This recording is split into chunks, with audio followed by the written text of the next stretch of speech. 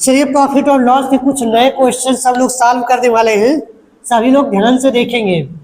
देखिए यहाँ पर भी जैसे कल हमने सवाल दिया था, इसमें लैंग्वेज पर आधारित सवाल था। अगर लैंग्वेज आपको क्लियर हो जाएगी तो सवाल आपका लग जाएगा। यहाँ पर भी आप कुछ बातों पर गौर करेंगे। जैसे यहाँ पर दिया गया है कि 1 रुपये में 11 की दर से खरीदा जा रहा है और 10% लाभ पर आपको बताना है कि 1 रुपये में कितना संतरा बेचना होगा। मतलब अब यहाँ पर आपको किस पर चर्चा करनी है कि वहाँ पे क्वांटिटी भी बतानी, मात्रा भी बतानी है। तो जब भी ऐसा सवाल आता है तो आप एक बात ध्यान रखेंगे कि जो वस्तु की मात्रा होती है, जो वस्तु की मात्रा होती, क्वांटिटी होती है, वह जो है कि सेलिंग प्राइस, चाहे सेलिंग प्राइस हो या कास्ट प्राइस हो, दोनों का जो रेशियो होता है उल्टा होता है। यानी कि हम इसको क्या बोल सकते हैं, 1/n कर सकते हैं। यानी कि मात्रा और सेलिंग प्राइस और कॉस्ट प्राइस का जो रेशियो होता है वो एक दूसरे के विपरीत चलता है। क्यों चलता है? जैसे भी आपने सुना होगा कि अगर किसी वस्तु का दाम बढ़ जाता है तो उसकी क्या होती है, उसकी मात्रा, वस्तु का दाम बढ़ेगा ही क्यों? क्योंकि वस्तु की मात्रा अगर कम होती है तो दाम बढ़ जाता है, अगर वस्तु की मात्रा बढ़ती है तो दाम क्या होता है, घट जाता है। इसका मतलब उनका सेलिंग प्राइस, कॉस्ट प्राइस और मात्रा में क्या होता है, उल्टा रिलेशन होता है। तो अब जब देखिए, अब सवाल को कैसे हैंडल करेंगे उसमें देखिए। सबसे पहले आपको यहाँ क्या दे रखा है, 10% का लाभ कमाना है। तो 10% से आपको सेलिंग प्राइस और कास्ट प्राइस का रेशियो पता चल जाएगा।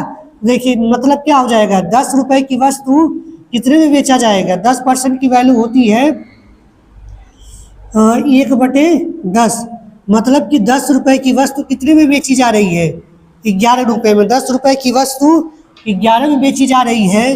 तो अगर मैं इनका रेशियो उल्टा कर दूं तो ये किसका रेशियो बनने लगेगा, यह रेशियो आपका बनने लगेगा उनकी क्वांटिटी का, मात्रा का।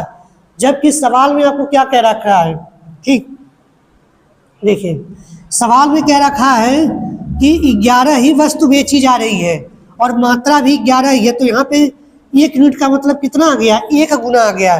तो बेचने का भी रेशियो कितना बेचा जा रहा है यूनिट में, 10 यूनिट। तो अगर 1 यूनिट का मतलब 1 यूनिट हो गया तो वस्तु भी कितनी बेची जाएगी, 10 ही वस्तु बेची जाएगी। ठीक, फिर से ध्यान से देखिए। सबसे पहले हमको क्या करना है कि सेलिंग प्राइस कॉस्ट प्राइस का रेशियो लेना है। परसेंट से हमको कास्ट प्राइस सेलिंग प्राइस का रेशियो मिल गया।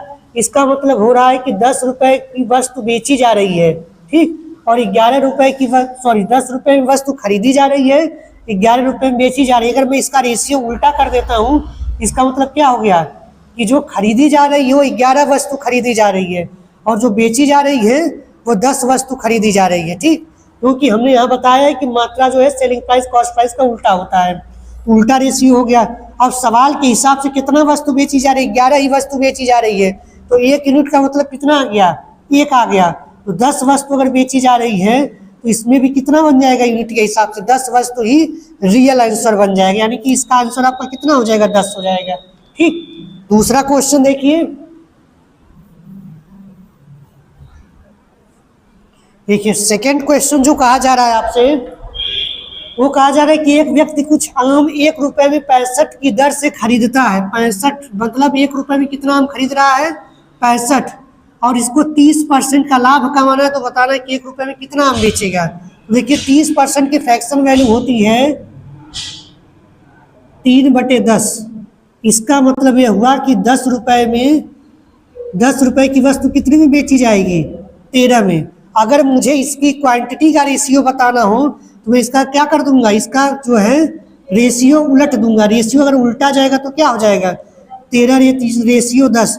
अब सवाल के हिसाब, अब देखिए रेशियो के हिसाब से कितना सामान बेचा जा रहा है, 13 सामान, ठीक, लेकिन सवाल के हिसाब से कितना बेचा गया, 65 सामान। तो आप देखिए यह कितना गुना हो रहा है, 5 गुना। तो मतलब 10 यूनिट की भी रियल वैल्यू कितनी हो जाएगी, 50। मतलब रियल वैल्यू 10 यूनिट की कितनी हो जाएगी, 5 से गुना करेंगे 50। यानी कि 1 रुपए में उस व्यक्ति को कितना आम बेचना होगा, 50 आम बेचना होगा। क्लियर हो रही बातें। इसी तरह हम तीसरा क्वेश्चन देखते हैं। अब ध्यान से तीसरे क्वेश्चन पर अगर आप ध्यान से देखेंगे, यहाँ परसेंट नहीं दिया है, लेकिन यहाँ पे बोल दिया कि 1 रुपए में 25 कलम बेचा जा रहा है, और खरीदा जा रहा है, और 1 रुपए में 15 कलम बेचा जा रहा है। यहाँ पे बेसिकली क्या दिया हुआ है, आपको क्वांटिटी दे दिया है। मतलब कि 25 कलम खरीदा जा रहा है और 15 कलम बेचा जा रहा है। अभी आपको बताया गया है कि मात्रा और सेलिंग प्राइस कॉस्ट प्राइस का रेशियो उल्टा होता है।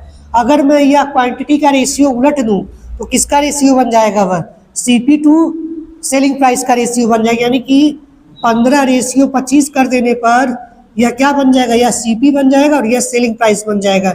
इसको अगर आप कट करेंगे तो यहाँ से कितना हो जाएगा? 3:5। इसका मतलब 3 रुपए की वस्तु कितने में बेची जा रही है? 2 रुपए में। तो बताइए प्रॉफिट परसेंट कितना हो जाएगा? देखिए 3 रुपए की वस्तु है और 5 रुपए में बेची जा रही है, तो प्रॉफिट कितने का हो जाएगा? 2। और 2/3 का फ्रैक्शन वैल्यू अगर आप निकालेंगे, सॉरी फ्रैक्शन वैल्यू तो है ही, परसेंट वैल्यू जब करेंगे इसका तो आपका कितना बन जाएगा? 66 सही 2/3% का उसको क्या हो जाएगा? प्रॉफिट हो जाएगा। ठीक वही सवाल है, जब आपको क्वांटिटी का रेशियो दिया हो तो उसका उलट देंगे तो selling price to cost price, या cost price to selling price हो जाएगा। अगर कॉस्ट प्राइस सेलिंग प्राइस का रेशियो मिला है तो उसको उलट देंगे तो क्वांटिटी मात्रा का बन जाएगा। ठीक।